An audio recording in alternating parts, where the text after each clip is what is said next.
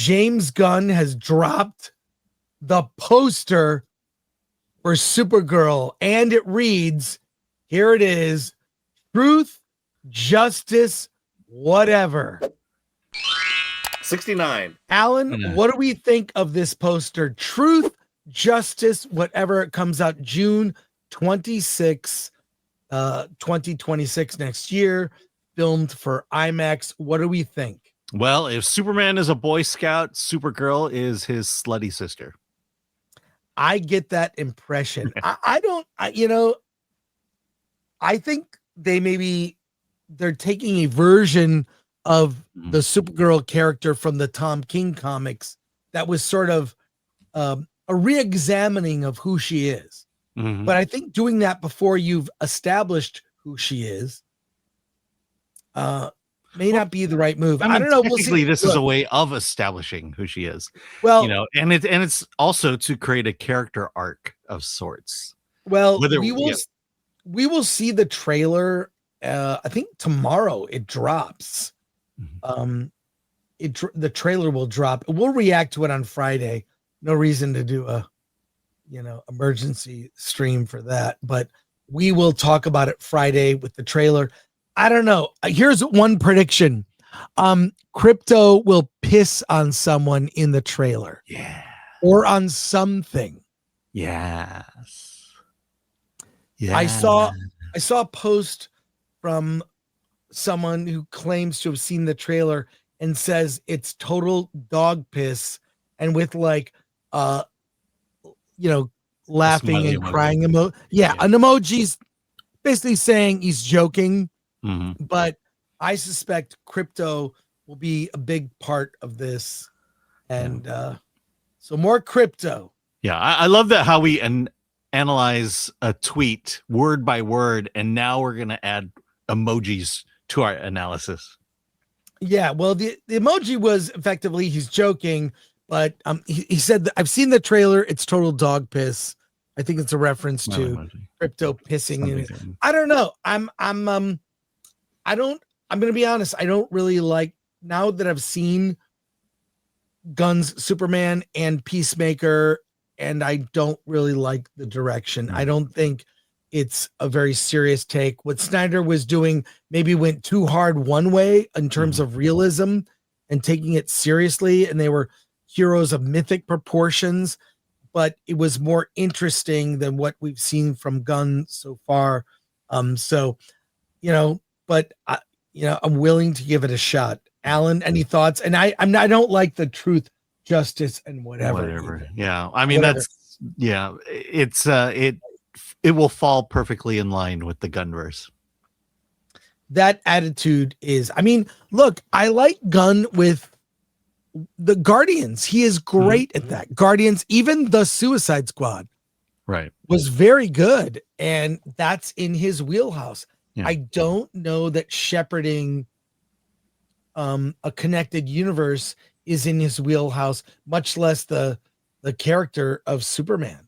Yeah, well, that's what I said about the MCU. The MCU should have been deadly serious. When you're on Earth, it's deadly serious. There's no irony. There's no laughs. But when you go to space, you can have all the laughs you want. You can make it a very silly place. But the problem is Marvel now has decided to make Earth a comedy sketch. And it looks like Gunn is doing the same thing with DC. Everything is just going to be funny, satirical, and I think we want something more serious. Yeah, I mean, I just thought what Snyder did was more interesting. That's what I thought. Zachary Levi, he has been very outspoken. Of late, people have tried to cancel him over 2 words. 2 words. They try to cancel me over 4 words. They try to cancel Zachary Levi with 2 words. He said, hardcore agree. He was talking about COVID restrictions. Someone was commenting and he replied, hardcore agree. He is allowed to think that. Well, this is a video from the Megyn Kelly show, a little clip here.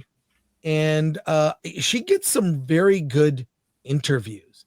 But this is Zachary Levi on Netflix and the importance of the theatrical experience. I'm going to play this clip, and we will react to it on the other side. But here it is. Here, let me make sure this is all set here. All right, here we go. Individual industry. I don't love the idea that anybody's going to buy Warner Brothers, to be perfectly honest. Warner Brothers has been a home for me for many years. I did Chuck there for 5 years. Shazam, both films, these are Warner Brothers DC films. I love Warner Brothers as a studio. I have a lot of friends there, but they've also been going through lots and lots and lots of issues over these last 10 years. First with the AT&T deal that was not good for them. Then with the Discovery deal that, ultimately with all of these consolidations, lots and lots of people are losing their jobs. More and more, I think great art is not being made. I think with the Netflix deal, it's particularly troubling because they don't really care about theatrical release. And I think the theatrical release is imperative for us. I think that not just from a financial modeling or, allowing filmmakers and artists to be able to, make a living making movies that go into theaters that people pay for tickets. But when we don't go to theaters, this is something that's, I think, driving us apart. Part of the theatrical experience for decades is that you go to a theater and you are surrounded by strangers, people that don't look like you, don't agree with you. It might come from different political or religious backgrounds, whatever it is. But you know that you can go watch the same movie and laugh in the same moments and cry in the same moments. And what that does is it reminds you, either consciously or subconsciously, that we're not all that different. And so when we don't go to the theater as people and we don't enjoy these things as a collective, we lose even more of that connective tissue. And I know that Netflix is, Sid Sarandos has said as much. He said, I think we can do film windows that, theatrical windows that are like a week or 2 weeks. And that's just simply not enough time, I think, to give a great film its opportunity in the theater. Some films don't even pick up their inertia until a few weeks in the theaters, when word of mouth gets out and people start going to the theater and experiencing that as it was meant to be exhibited. And so I really don't love that. I don't love the consolidation. I don't love that with streaming, by the way. This is another issue that we have, and something that I'm actively trying to solve for. We don't own anything anymore. We're all just leasing everything. And I don't think that's right. I don't love the idea that as an artist, I could go make something and there's no physical copy of it anymore because nobody's making DVDs or anything like that. And so it only lives on a streamer. And then the streamer decides, well, we don't want to put this on the service anymore. And it's gone. It's literally gone. I can't point my friends or family or fans to go watch what I made. It doesn't exist anymore because it's not on the streaming service anymore. And I don't think that's good either. I think we as the audience, we as the people, more and more of us are waking up to the fact that we are just renting everything. He has made the point. We're renting everything. Even on Amazon, when you buy a movie, in the small print, they can just decide to have it not on their service. I might as well have said all of that. I agree with 100. I hardcore agree with everything Zachary Levi just said. Alan, I know you have thoughts. Yeah. To the Warner Brothers. Yeah. I mean, I would, the best course of action is to not sell Warner Brothers. I just, the consolidation, it's never good for the party being bought. And so I don't think it's going to expand Warner Brothers. It's going to expand Netflix. This is a Netflix deal, and Warner Brothers is going to go away.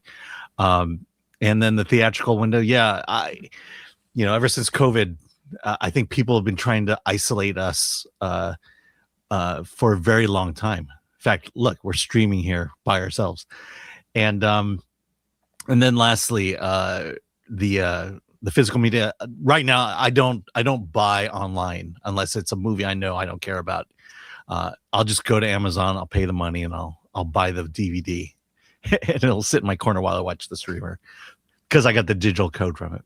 Well, I once purged my DVD collection. Mm-hmm. I had a lot, and I purged it because I thought, well, I don't need it now. It's all on these things, and I have since reversed that. Mm-hmm. Now I get DVDs because I'm trying to have an archive when I know these services either bomb or whatever or consolidate, and I'm going for the 4K. I got the Substance on 4K. I have Jaws. 4K. Very excited about this version right here. So right within reach. So I have 2 massive books of DVDs. I tossed all the covers, but I have those DVDs. Oh, wow. Yeah. Wow. But yeah, physical media is becoming important as people realize, you don't own it. You don't own it. Yeah. And it's BS. Something else. We were talking about James Gunn because of the Supergirl trailer coming out. David Corenswet is discussing James Gunn. Has some comments. We saw a video where they disagreed about a direction he was given during Superman that he wasn't quite in favor of. Hard to get there. Well, here he adds some more comments. I actually think that David Corenswet's gut instinct was correct.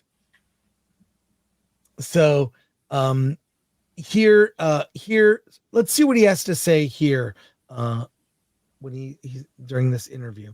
Think that way in life, and especially with his movies. He loves making movies. He loves comic books, even more so than wanting to make them good. He wants to make them fun and special and different. And he's got a real sense of humor, hasn't he? Oh well, yeah. It's because that was what really struck me within all of it. It felt like it just felt like there was so many vibrant ideas. Like you were invited in someone's dream state. Yeah. And that's what is so exciting, because that's why you want to go to the movies, is to see a dream on the screen. Yeah. And yeah, it's cool to have a director who leads with that. Yeah. And has great respect and wants to deliver something to an audience, but wants to deliver something that is unique to them, to themselves as a visionary. Yeah. And how they interpret the world. Yeah. It was really cool working like that, because he also casts people who think that way and are excited about their craft and their art in that way. As an actor, what do you think about that? Look, David Corenswet is a team player. He obviously enjoyed his experience working with Gunn. Here's what I wish. I wish Gunn had given Corenswet a little more leeway to do his take on the character. It's the one thing when you talk to filmmakers, I know true for me, although I haven't had that experience very often. When you see an actor read the script, it's like it's like great. Yeah. It's like, oh, you're making it better than the way it was written. Yeah, that's why you hire actors. Well, ones that can bring something to it, a way of looking at it, a take. And my disappointment is that I don't think that James Gunn listened to David's feedback.